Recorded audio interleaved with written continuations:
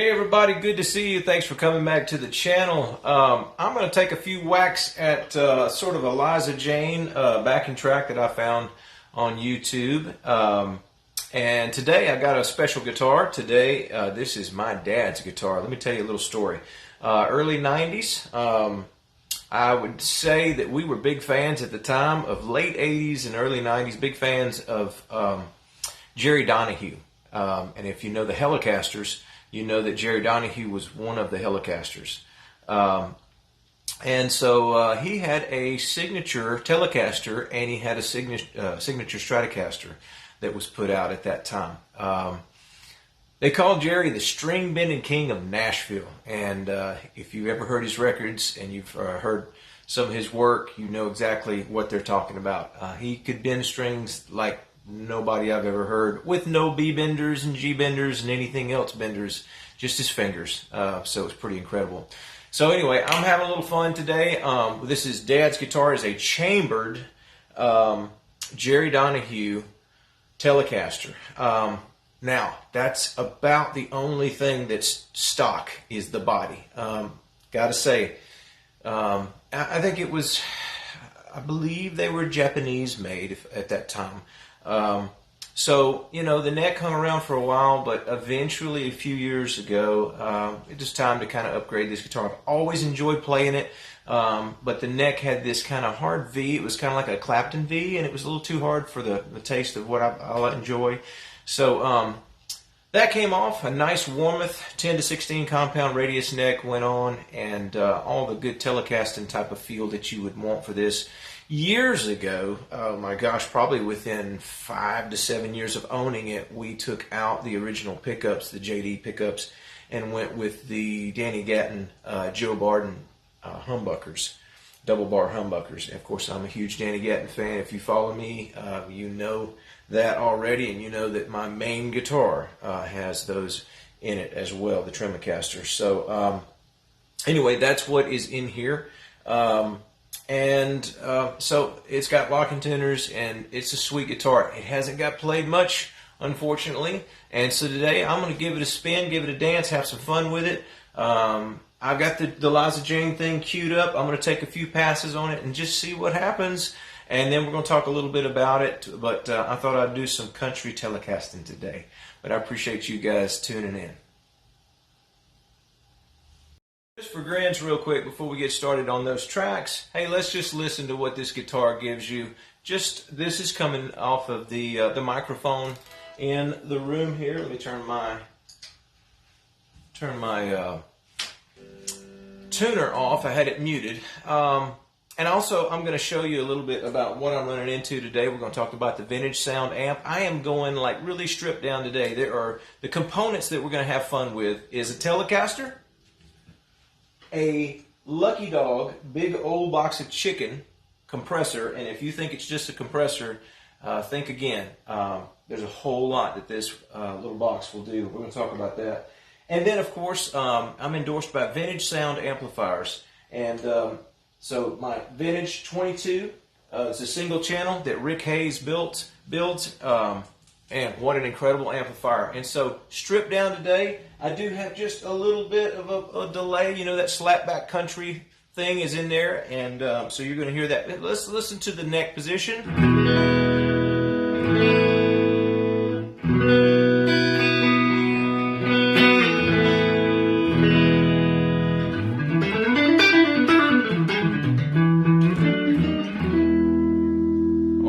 Sounds good in my headphones. Good stuff. Okay, let's go to the blended position. This is your middle.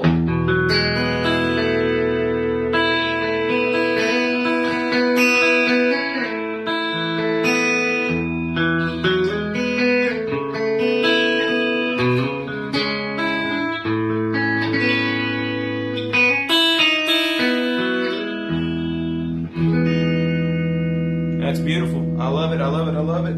And of course, the honkin'. Wow, I love it.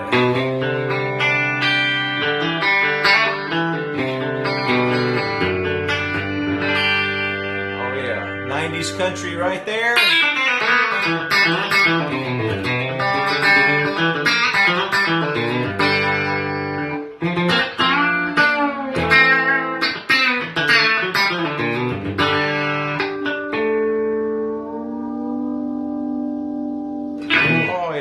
stuff right there. So anyway, those are the tones we're dealing with. Let's see what happens with the backing track.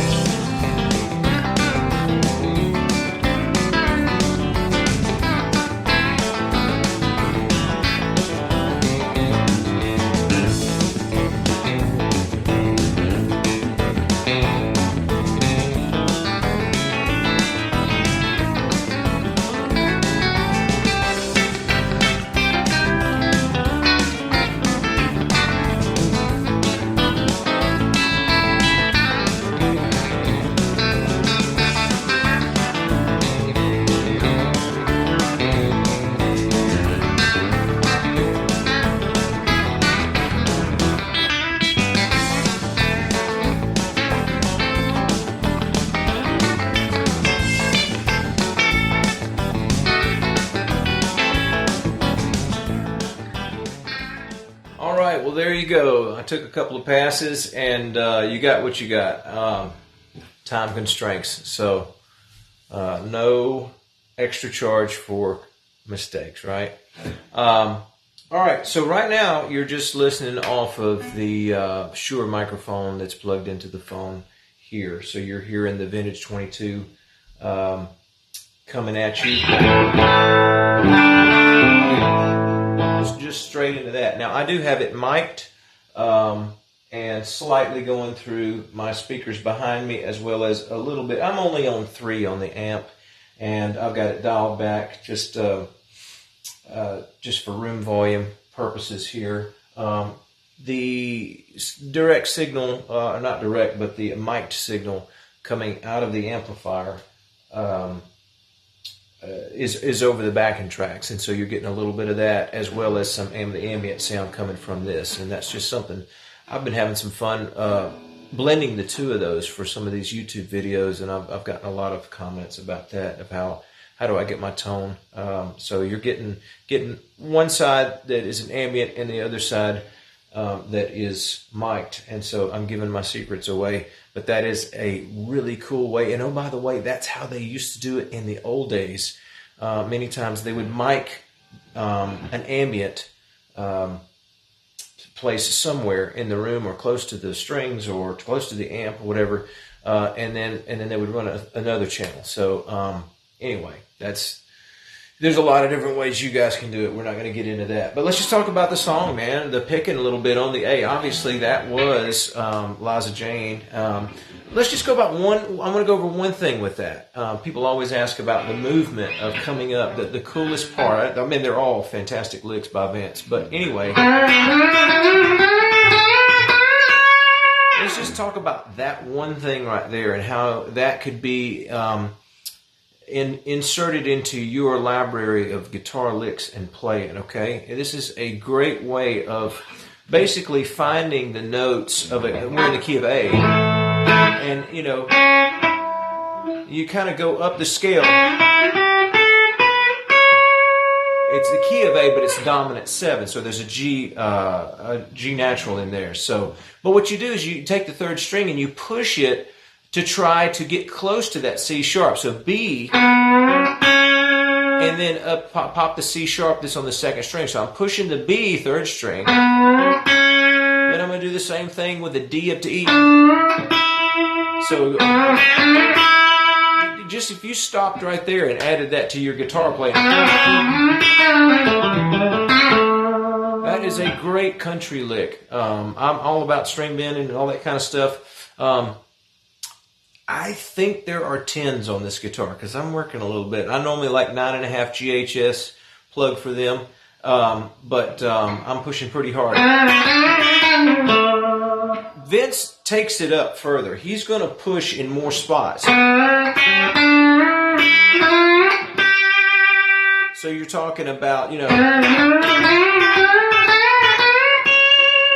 that many. 1, 2, 3, this would be 10th, 3rd string, 8th fret, 2nd string, 12th fret, 3rd string, 10th fret, 2nd string, then pushing 14 and then going to 12, then going to 16 and hitting 14 on the 2nd string.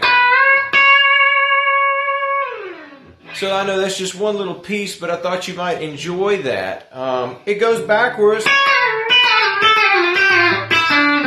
Steel guitar players love that kind of lick working backwards, okay? So guitar players, steel guitar players, it's great for country, it's great for blues, man. I can use the same thing. You know, same thing.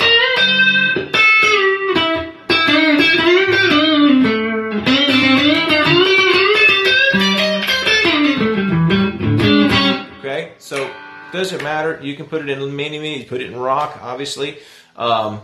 So that's a cool thing to look over. All right, real quick about the gear. Again, let's talk about the Lucky Dog, big old box of chicken that I've got down here. My settings, I've got the cluck turned all the way up to, well, if we're saying 1 to 10, it's about 8.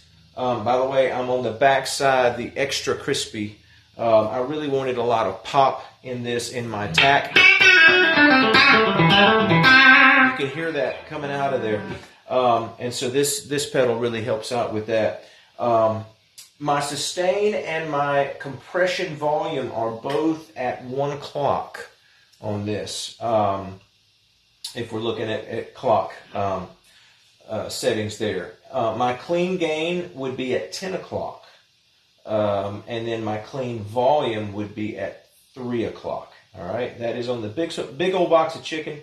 Lucky Dog Guitars makes it, and I love mine. I run it in front of everything in my pedal board, and then I love running it with nothing but a telly and the Vinatge sound, the VS-22 amplifier here. Let me really quick give you the settings on the Vinatge amplifier. I'm only on 3, okay? So, and that's on the volume. My treble is at 6.5. My middle is at 3.5. Bass is at 6.5. Reverb is at 3. little bit of a tailing delay there coming off of that. You can kind of hear that fading out. And then also one more thing that is so cool about the Vinatge sound amplifier is that I have the tremolo turned on, but I have the intensity at nothing, like, you know what I mean, like 0.3 or something other, which you can't hear it, and I can't either. Now I'm going to turn that intensity up to 6, and you get a beautiful...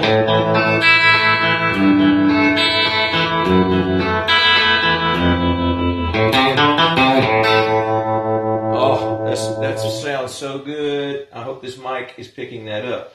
But again, now I want to turn that intensity. I'm not turning it off because there's an on-off switch on the intensity knob, but I'm turning it down till I feel it touch. All right, and then what it does is it allows me to run this amplifier just a little bit hotter, okay? It kind of quietens it down a little bit.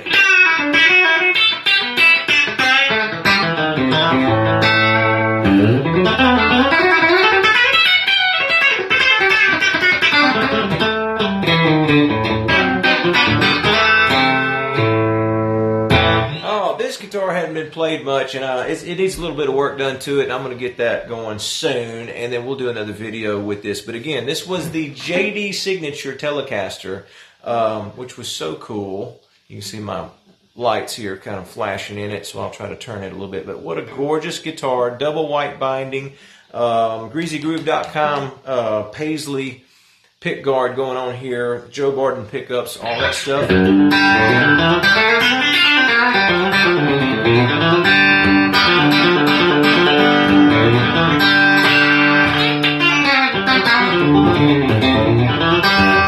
Oh, it's honky, man. It's good stuff. But listen, I appreciate y'all hanging out with me. Don't forget that I do offer online lessons, virtual lessons. I don't care where you are in the world. We can work something out, and we can get you on the schedule. If you want to learn to play the country stuff, the blues stuff, if you want to learn the fingerstyle, just go through my YouTube. Make sure you like and subscribe. Sift through some of those videos to see what you like. And if there's something you want to dive into, we can do that together, and I can walk you through it. I deal with about 35 to 40 students in person per week. And then, like I say, I'll reach thousands out there in the YouTube world. So anyway, I appreciate you guys hanging with me. I had a lot of fun doing the country thing, and y'all take care. I'll see you next time.